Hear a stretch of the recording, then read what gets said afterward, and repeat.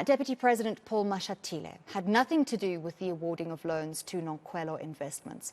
That's the conclusion of a report released by Gauteng Human Settlements and Infrastructure MEC Lebogang Maile.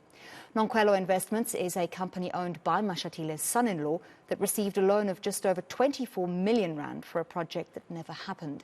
And Maile says the process to grant Nonkwelo the loans was flawed. He had ordered an investigation in July to probe the period between 2013 and 2017, when loans to the tune of 30 million rand were granted. eNCA's Theodor Mashele brings us the story. July's investigation followed the DA's complaint regarding loans made by the Gauteng Partnership Fund.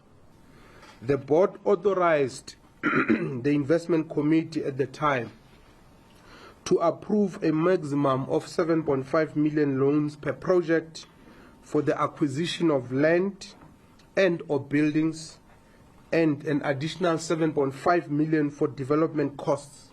Therefore, in line with the delegations of authority, the investment committee had authority to approve funding of EEPF projects up to 15 million per project. While those offered to Nonkwelo Investment were irregular, Maile says it has nothing to do with Deputy President Paul Mashele, who was Human Settlement MEC at the time.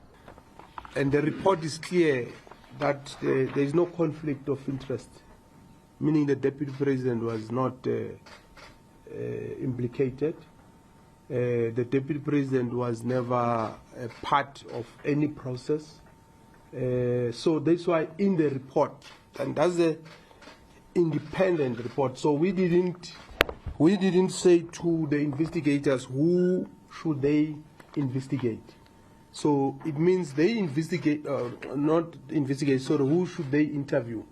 Meaning they interviewed people who were relevant for the information they required. Nonkwelo Investment never completed the project and no money has been recovered. Instead, the GPF says a settlement was negotiated, the details which have not been made public. Through their own analysis, they've been able to confirm that all the monies that were disbursed from the GPF's coffers have been used for what they were intended for.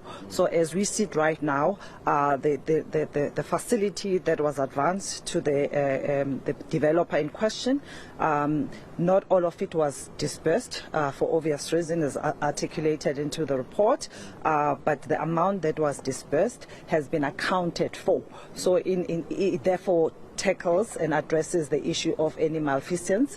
Maile says trustees in charge of the GPF when the loan was granted could be liable.